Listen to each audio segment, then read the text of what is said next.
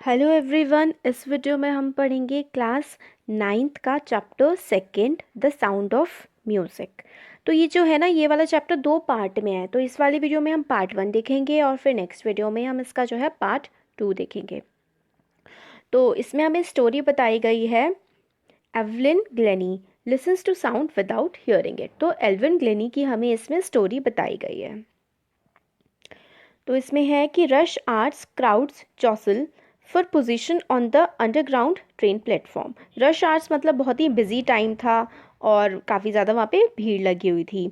जॉसल का है पुश, रफली एक दूसरे को मतलब धक्का मुक्की टाइप की हो रही होती है, जैसे कि बस वगैरह आ रही होती है, उसमें सीट्स लेने के लिए लोग धक्का मुक्की कर रहे होते हैं। ऐसी ही एक पोजीशन वहाँ पे बनी हुई थी ट्रेन के प्लेटफॉर्म पे। A slight girl, looking younger than her 17 years, was nervous yet excited as she felt the vibration of the approaching train. तो एक गर्ल थी, 17 ईयर्स ओल्ड थी, बट लगती उससे छोटी थी। वो नर्वस सी, थोड़ी परेशान सी वहाँ पर खड़ी हुई थी।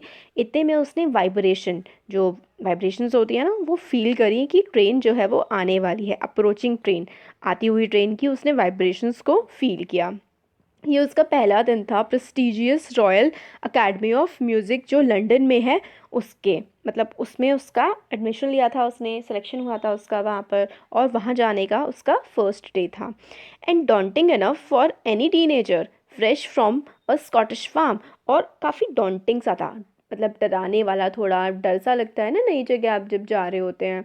तो इसी तरीके का डॉन्टिंग, मतलब एक फियर सा था एक टीनेजर के लिए। 17 ईयर्स की थी वो, तो टीन, क्योंकि 7 में टीन आता है, तो वही 13 से लेकर 19 तक वाली जो एज होती है उसको टीन एज बोलते हैं।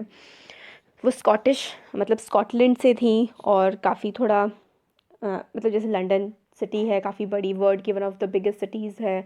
स्कॉटिश एरिया जो था वो थोड़ा वहाँ से कंपैरेटिवली थोड़ा बैकवर्ड एरिया था, तो थोड़ा सा उनके मन में घबराहट थी। But this aspiring musician faced a bigger challenge than most. She was profoundly deaf. और मगर इनके सामने जो एस्पायरिंग म्यूजिशियन थी, एस्पायर का मतलब एक कोई पर्सन जो कुछ बनना चाहता है ना, तो उसको हम बोलते हैं, जैसे कि आप एस्पायरिंग इंजीनियर हो सकते हैं, एस्पायरिंग आर्टिस्ट हो सकते हैं, कुछ भी हो सकते हैं। जो आप बनना चाहते हैं तो उसके आगे एस्पायरिंग लगता है।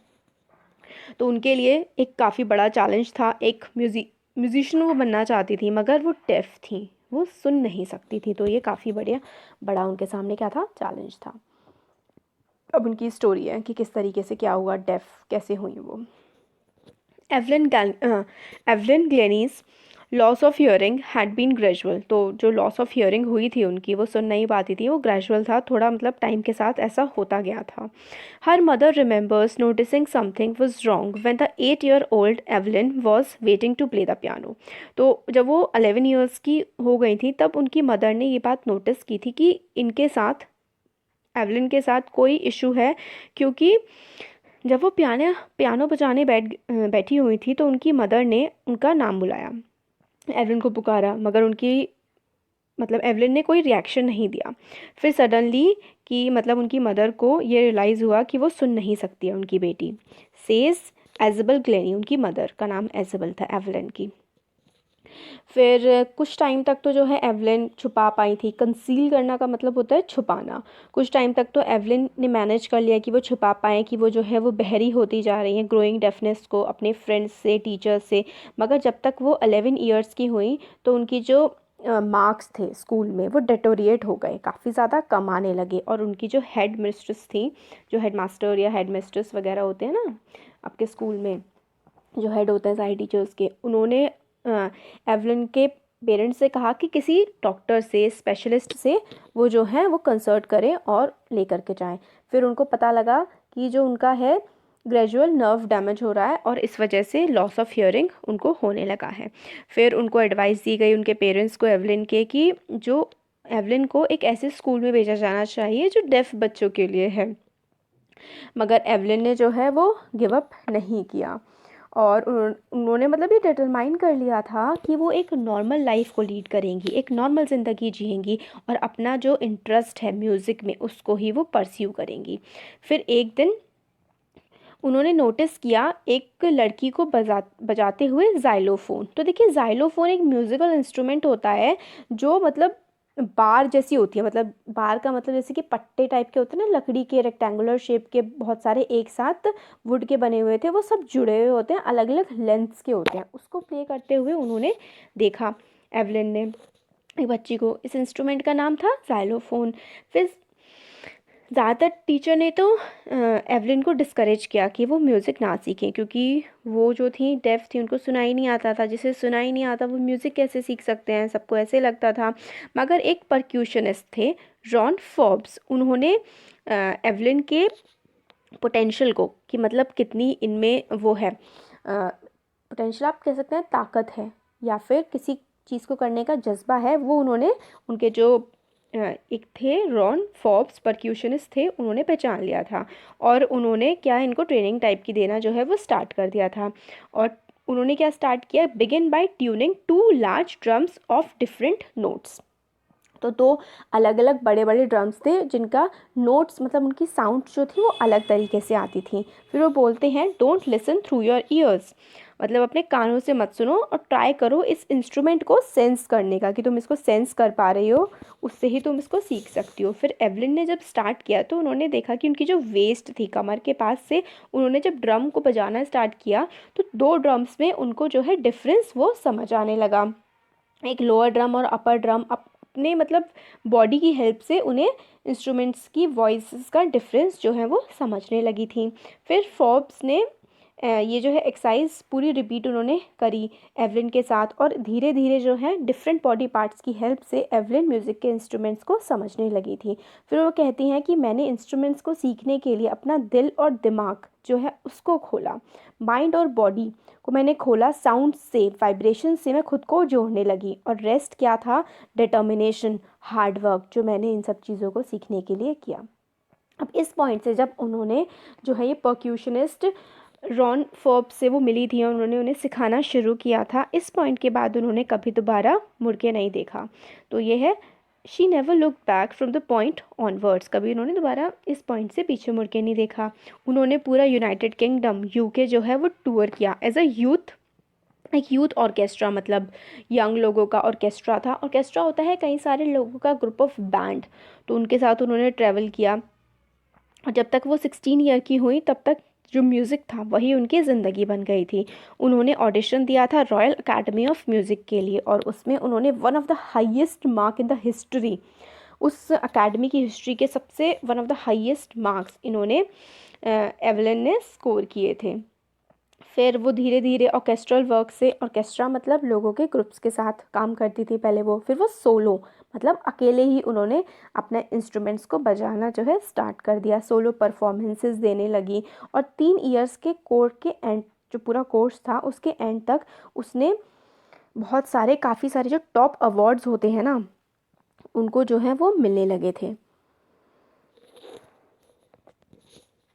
और इसके बावजूद भी मतलब एवलिन ने कुछ ऐसा एक्सेप्ट नहीं किया कि उन्होंने कोई बहुत ही बड़ी हीरोइक या बहुत बड़ी कोई अचीवमेंट कर ली हो। फिर वो कहती हैं अगर आप बहुत मेहनत करते हैं और आपको पता है कि आप कहाँ जा रहे हैं तो फिर आप उस जगह ज़रूर पहुँच जाएंगे। वो टॉप पे पहुंच गई, मतलब वर्ल्ड की one of the sought after multi percussionist थी वो। उनकी मास्टरी जो थी वो हाँ मतलब 100 ऑफ इंस्ट्रूमेंट्स पे उनकी मास्टरी है। और उन्होंने बहुत सारे इंटरनेशनल शेड्यूल अब उनके रहते हैं, बहुत ज़्यादा कॉन्सर्ट्स वो करती हैं, और बहुत ही हेक्टिक पूरी दुनिया में घूम घूम कर वो अपने कॉन्सर्ट्स जो हैं वो करती हैं। It is intriguing to watch Evelyn function so effortlessly without hearing, मतलब इंट्रीग का मतलब होता है फैसिनेट हो जाना, भैया ऐसा कोई कैसे कर सकता है, क्यूरियस हो जाना कि किस तरीके से ये कर पाती हैं, सुन नहीं पाती हैं मगर उसके बावजूद भी ये इतना अच्छे से म्यूज़िकल इंस्ट्रूमेंट्स को बजा लेती हैं। और मतलब उनके साथ जो लोगों का डिस्कशन होता है, एक पर्सन है वो बताते हैं कि 2 आवर के डिस्कशन में उन्होंने एक भी वर्ड को मिस नहीं किया। फिर वो कहती हैं कि एक मैन थे जिनकी बुशी सी थोड़ी मतलब बियर्ड थी, वो ज़्यादा थी, उनको उसको समझने में थोड़ी मुश्किल हुई। फिर वो हंसती हैं, फिर वो कहती हैं कि सिर्फ लिप्स को वॉच करना ही नहीं, वो पूरे फेस के एक्सप्रेशन को, लोगों की आइज़ को, स्पेशली आइज़ को देख करके जो है वो समझ लेती हैं कि किस तरीके से कोई क्या बोलना चाह रहा है या फिर क्या कोई बोल रहा है, वो उसके पूरे फेशियल मूवमेंट्स को देख के समझ लेती हैं। फिर वो कहती हैं कि वो इतना फ्लॉलेसली स्कॉटिश बोल पाती हैं क्योंकि 11 ईयर की एज तक जो है वो सुन पाती थी, इसलिए वो सब कुछ अच्छे से बोल पाती हैं और लोगों की बात को समझ पाती हैं। बट फिर भी आगे ऑथर कहते हैं कि किस तरीके से उन्होंने फ्रेंच और जापानीज सीखी वो उन्हें नहीं समझ आया ऑथर को। फिर आगे है इसमें, ये देखिए ये वो बजा रही है जाइलोफोन, और इनका जो परक्यूशन वाला इंस्ट्रूमेंट है इस तरीके का होता है, देखिए वुडन ब्लॉक्स टाइप के हैं ना ये, और इसको वो बजा रही हैं, अलग अलग साइज़ के होते हैं। फिर वो कहते हैं एज़ फॉर म्यूज़िक शी, वो एक्सप्लेन करती हैं कि ऐसा लगता है कि वो मेरी बॉडी में समा जाता है, मेरी बॉडी के हर पार्ट में समा जाता है। It tinkle in the skin, tinkle मतलब कहते हैं प्रिक करना, मतलब चुटी काटना या फिर गुदगुदी टाइप की करना, टिंकल होता है उनके स्किन में, इवन उनकी चीक बोन्स में और बालों में भी। जब वो जाइलोफोन को प्ले करती हैं वो साउंड को सुनती नहीं हैं, वो साउंड को सेंस करती हैं अपने फिंगर टिप से, अपनी पूरी बॉडी से। वो ड्रम्स के आगे लीन करती हैं, झुक जाती हैं और उसकी रेजोनेंस को, जो फ्लो कर रही होती है उनकी बॉडी में, उसको फील करती हैं। रेजोनेंस होता है इको, साउंड की जो इको होती है ना, जैसे कि साउंड वापस आती है और हम वाइब्रेशंस को फील कर पाते हैं, वो इसी तरीके से साउंड्स को समझती हैं। और वो कभी भी जो है वुडन प्लेटफॉर्म में शूज़ पहन के नहीं जाती, क्योंकि उनकी जो बॉडी है, उनके जो लेग्स हैं, उसके थ्रू वो सारी की सारी म्यूज़िक की सेंसेशंस को फील कर पाएँ। फिर आगे है कि not surprisingly Evelyn delights her audience, मतलब उनकी ऑडियंस भी बहुत पसंद करती है एवलिन को। 1991 में उनको प्रेजेंट किया गया था royal Philharmonic societies prestigious soloist of the year award. Prestigious soloist of the year मतलब सोलो परफॉर्मेंस जो करते हैं, अकेले जो इंस्ट्रूमेंट बजाते हैं, उसका जो सबसे बड़ा अवार्ड है वो उनको मतलब दिया गया था। हाँ, फिर says master percussionist James Blades, God may have taken her hearing but he has given her back something extraordinary, what we hear she feels far more deeply than anyone of us, that is why she expresses music so beautifully. तो एक James blade हैं, काफ़ी अच्छे परक्यूशनिस्ट हैं, वो ये बोलते हैं कि भगवान ने उनकी सुनने की शक्ति तो ले ली, मगर भगवान ने कुछ बहुत ही स्पेशल, कुछ एक्स्ट्रा ऑर्डिनरी उन्हें दिया कि वो चीज़ों को, वो साउंड को फील कर पाती हैं और बहुत ज़्यादा डीपली, बहुत अच्छे से समझ पाती हैं उस साउंड को, जो हम सुन के भी नहीं समझ पाते हैं। फिर एल्विन जो है वो कन्फेस करती हैं कि वो एक वर्कहॉलिक हैं, मतलब उनके वर्कहॉलिक वो लोग होते हैं जिन्हें काम करना बहुत ज़्यादा पसंद होता है और वो मतलब डिफ़िकल्ट होता है उनके लिए काम ना कर पाना, मतलब खाली बैठना उनके लिए बहुत मुश्किल होता है। वो कहती हैं कि वो एक वर्कहॉलिक हैं। वो कहती हैं I just got to work, मुझे काम करना ही होता है ज़्यादा से ज़्यादा अपने म्यूज़िकल इंस्ट्रूमेंट्स के साथ। वो कहती हैं मगर जो रिवॉर्ड्स उन्हें मिले हैं, जो उसका फल उन्हें मिला है, वो भी बहुत बड़ा है। रेगुलर कॉन्सर्ट्स के अलावा जो एवलिन है वो फ्री कॉन्सर्ट देती हैं प्रिजन्स, जेलों में और हॉस्पिटल्स में जा कर के, और वो काफ़ी ज़्यादा हाई प्रायोरिटी देती हैं यंग म्यूजिशियंस को, जो नौजवान बच्चे जो हैं वो सीखना चाहते हैं उनको। Ann Richlin of the Beethoven Fund for Deaf Children says, तो एन रिचलिन है, उनका एक फंड है जिसमें डेफ चिल्ड्रंस के को डोनेट किया जाता है। वो ये कहते हैं कि जो एवलिन है वो इंस्पिरेशन है डेफ चिल्ड्रंस के लिए, कि मतलब अगर वो एवलिन डेफ होने के बावजूद इतनी बड़ी अचीवमेंट्स अपनी लाइफ में हासिल कर सकती हैं, तो वो लोग भी कर सकते हैं। तो ये एवलिन जो हैं उन्होंने ऑलरेडी एकम्प्लिश कर दिया है, मतलब इतना ज़्यादा वो पा चुकी हैं अपनी एज के, अपनी एज से भी जो दुगनी एज के लोग होते हैं उनसे भी ज़्यादा वो हासिल कर चुकी हैं अपनी लाइफ में। और उन्होंने जो परक्यूजन जो है वो ऑर्केस्ट्रा के फ्रंट में ले आया है। ऑर्केस्ट्रा होता है जिसमें बहुत सारे लोग मिल करके इंस्ट्रूमेंट बजाते हैं, तो जो परक्यूजन है वो सबसे इम्पॉर्टेंट उन्होंने बना दिया है और उन्होंने डिमॉन्स्ट्रेट करा है कि काफ़ी ज़्यादा मूविंग, काफ़ी ज़्यादा अच्छा सबको लग सकता है। और उन्होंने इंस्पिरेशन दी है जो लोग हैंडीकैप्ड हैं, जिनको कोई इश्यूज़ है, मतलब जैसे कि बॉडी कोई पार्ट वर्क नहीं करता है, ऐसे लोगों को के लिए वो बहुत ही बड़ी इंस्पिरेशन है। वो कहती हैं if she can do it, लोगों को उन्हें देख के लगता है कि if she can do it I can, and not the least she has given enormous pleasure to millions. तो उन्होंने जो हैंडीकैप्ड लोग हैं उनको भी बहुत ज़्यादा इंस्पिरेशन दी है और अपने म्यूज़िक से बहुत सारे मिलियंस ऑफ लोगों को जो है वो प्लेजर दिया है। तो ये हमारा चैप्टर हो गया है कंप्लीट। इसका फर्स्ट पार्ट हो गया है, म्यूज़िक वाला जो चैप्टर है ये, the sound of music, part 1 इसका कंप्लीट हो गया है। अब इसका पार्ट 2 नेक्स्ट वीडियो में मैं बनाऊँगी, तो आपको कैसे